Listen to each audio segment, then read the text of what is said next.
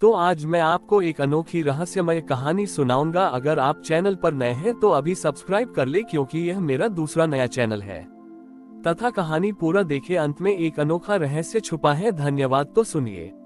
द्वारका नगरी में भगवान कृष्ण के महल में एक बहुत ही सुंदर मोर था, जिसका नाम नीलकंठ था। नीलकंठ की खूबसूरती पूरे नगर में प्रसिद्ध थी, लेकिन एक अजीब बात थी, वह कभी बोलता नहीं था, न ही कभी नाचता था। मोर हमेशा शांत रहता और महल के सबसे ऊंचे शिखर पर बैठा रहता, जहां से वह पूरे नगर को देख सकता था। जन्माष्टमी का पर्व नजदीक था। महल में भव्य तैयारी चल रही थी। चारों ओर फूल, पत्तियां और दीप सजाए जा रहे थे।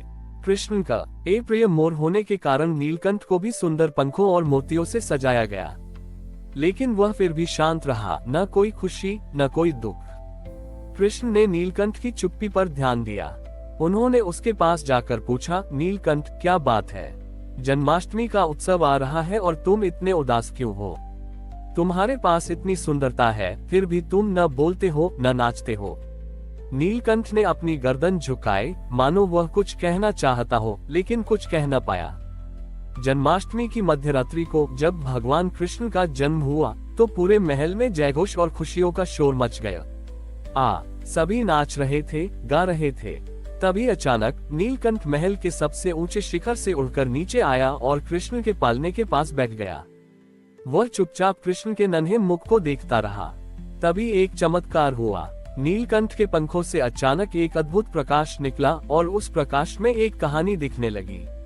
वह कहानी थी एक ऐसे ऋषि की, जब छोटी ईसा नाम नीलकंठ था।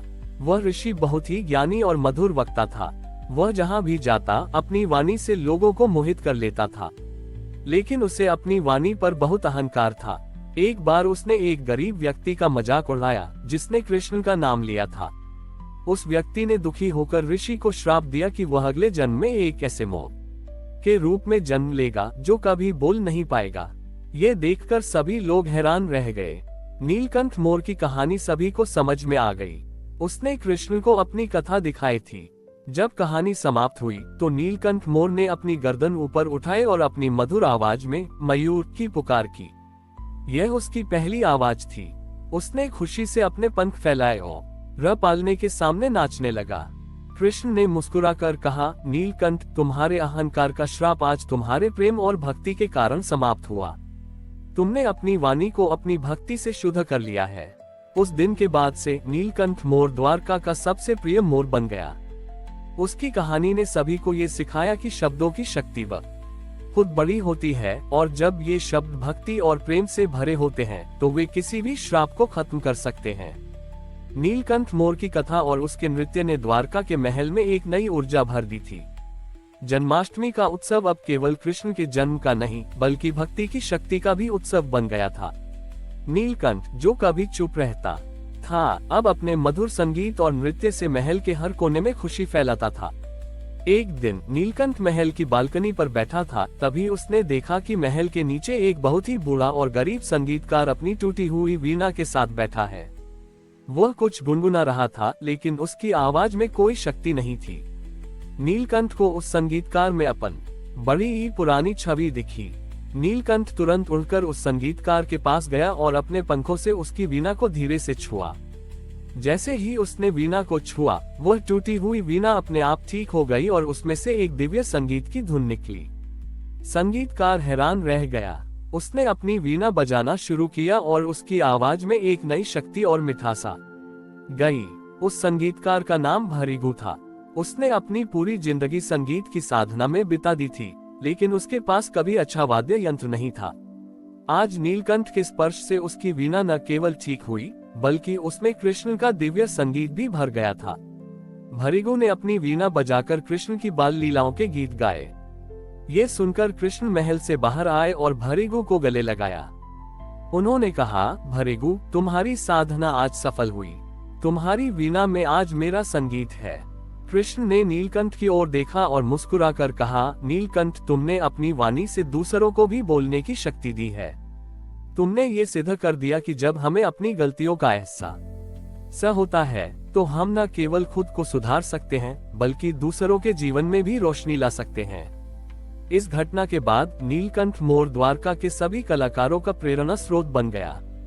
वो उन्हें सिखाता था कि कला का असली उद्देश्य अपनी महिमा गाना नहीं, बल्कि ईश्वर और दूसरों के प्रति प्रेम व्यक्त करना है। उसकी कहानी ने द्वारका के लोगों को ये भी सिखाया कि सच्ची वाणी वही है जो दूसरों को प्रेरित करे और उनके जीवन में संगीत भरे।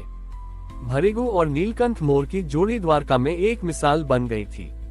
जहां भृगु अपनी वीणा से कृष्ण के भजन गाते, वहीं नीलकंठ अपने मधुर नृत्य और मयूर पुकार से उनका साथ देता।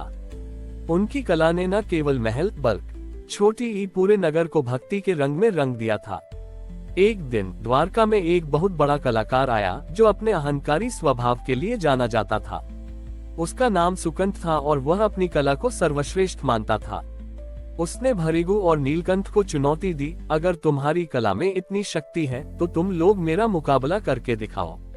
जो हारेगा उसे अपनी कला हमेशा के लिए छोड़नी पड़ेगी।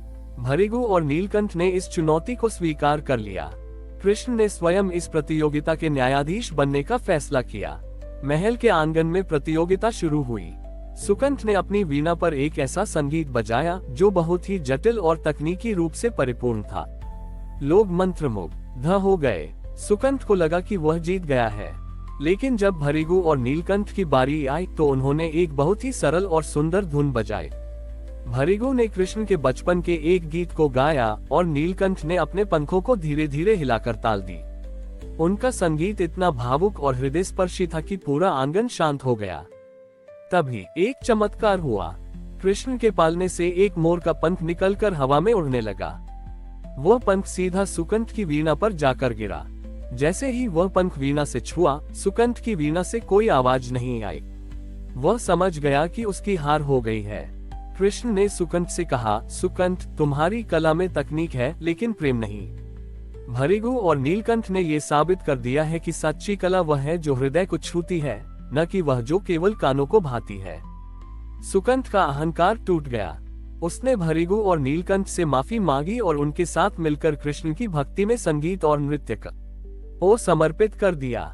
ये कहानी हमें सिखाती है कि सच्ची कला वही है जो प्रेम, भक्ति और निस्वार्थता से भरी हो। अहंकार से भरी हुई कला कभी भी हृदय को नहीं छू सकती। हमारी और भी आध्यात्मिक एवं अनोखी कहानियां देखने के लिए हमारे चैनल पर जाएं तथा धार्मिक एवं पौराणिक अनोखी कहानियां हमारे चैनल पर है। कृपया जाके देखें तथा हमारे चैनल को सब्सक्राइब करके रखें और वीडियो लाइक जरूर करें। धन्यवाद।